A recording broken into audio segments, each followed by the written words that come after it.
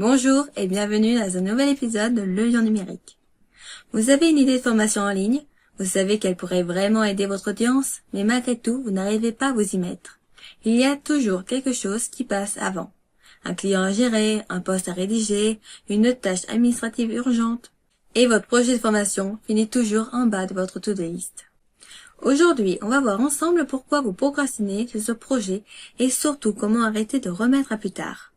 Parce que si vous attendez d'être totalement prêt ou ne plus ressentir la moindre peur, autant vous dire que vous risquez d'attendre longtemps. À la fin de cet épisode, vous repartirez avec des clés concrètes pour avancer enfin sur votre formation et arrêter de perdre du temps avec des excuses. Mais alors pourquoi vous procrastinez?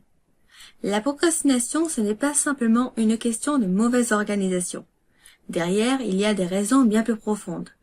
Peut-être que vous avez peur que votre formation ne soit pas assez bien, que vous soyez jugé ou critiqué.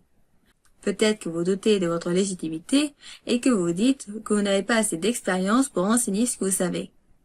Ou alors, vous voulez tellement que tout soit parfait que vous préférez ne pas commencer du tout, parce que dès que vous vous lancez, vous vous rendez compte de l'ampleur du projet et ça vous fait paniquer. Il y a aussi la possibilité que vous ne sachiez pas par où commencer. Lancer une formation, c'est un gros morceau. Et sans plan clair, votre cerveau vous pousse à éviter le sujet parce que vous n'aimez pas l'incertitude.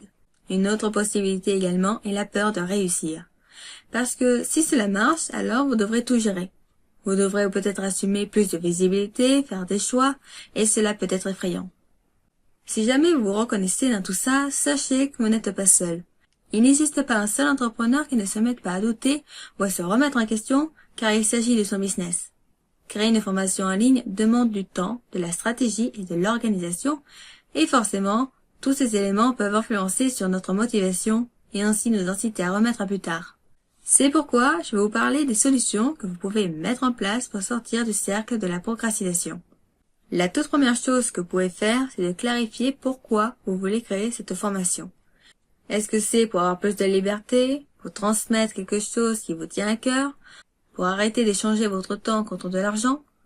Une fois que vous avez ce pourquoi en tête, il faut que vous le rappeliez chaque jour. Et puis, il faut que vous arrêtiez de voir ce projet comme une montagne insurmontable. Une formation ne se crée pas une seule fois.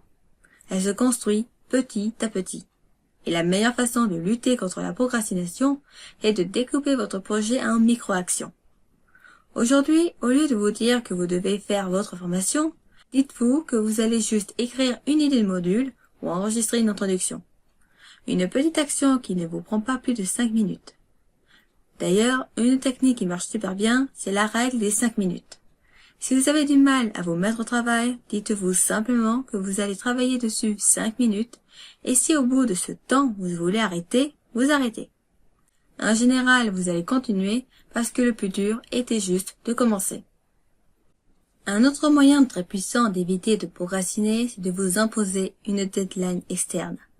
Tant que votre formation reste un projet vague dans votre tête, vous n'avez aucune pression. Mais si vous annoncez à votre audience une date de lancement, ou si vous trouvez un partenaire d'engagement pour vous rendre des comptes, vous aurez une vraie raison de vous y mettre. Et surtout, rappelez-vous que votre première formation n'a pas besoin d'être parfaite. Beaucoup d'entrepreneurs restent bloqués parce qu'ils veulent tout faire parfaitement dès le départ. Mais ce qui compte, c'est d'avoir une version test que vous pouvez améliorer ensuite. Lancez-vous et ajustez en cours de route. Une fois que vous êtes lancé, il faut garder la motivation sur le long terme. Le problème, c'est qu'on a tendance à se focaliser sur tout ce qui reste à faire au lieu de célébrer chaque petite avancée. Chaque module écrit, chaque vidéo tournée, chaque page de contenu créé, c'est une victoire. Accordez-vous des récompenses, même petites, pour garder votre cerveau motivé. Évitez aussi les distractions qui vous font perdre votre élan. Si vous attendez d'avoir un bon moment pour travailler sur votre formation, cela n'arrivera jamais. Mettez-vous en mode focus, coupez les notifications, réservez un créneau dans votre planning et traitez ce projet comme une priorité. Et surtout, ne restez pas seul. S'entourer des bonnes personnes, que ce soit un groupe d'entraide, un mentor ou juste des entrepreneurs qui traversent les mêmes défis que vous, cela fait une énorme différence. Partagez vos avancées, posez vos questions, échangez sur vos blocages. Cela peut vraiment vous aider à garder le cap. Vous l'aurez compris, procrastiner, ce n'est pas une question de volonté ou de motivation, c'est souvent lié à la peur, au perfectionnisme et au manque de clarté. Vous pouvez agir dès maintenant. La clé, c'est d'identifier la vraie raison pour laquelle vous repoussez votre projet, puis de passer à l'action avec des étapes simples. Aujourd'hui, je vous lance un défi.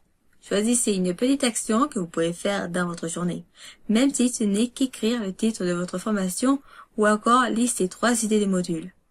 Venez me dire un commentaire ou un message privé ce que vous avez fait et surtout, engagez-vous à avancer. Votre formation ne sera jamais parfaite du premier coup et ce n'est pas grave. Ce qui compte, c'est de commencer, d'apprendre et d'améliorer au fur et à mesure. J'espère que cet épisode vous a plu. Pour aider à faire connaître cet épisode, n'hésitez pas à laisser un pouce bleu, à le partager et à laisser un commentaire. Dites-moi ce que vous avez pensé du sujet du jour, si cela vous a été utile et pourquoi. Votre soutien est précieux et m'aide énormément à développer et améliorer ce format. Un petit commentaire peut faire toute la différence. Retrouvez-moi en DM sur Instagram pour me faire part de vos problématiques actuelles, je serai ravie de vous répondre. Encore merci pour votre soutien et vos retours. À très bientôt dans un prochain épisode. Bye!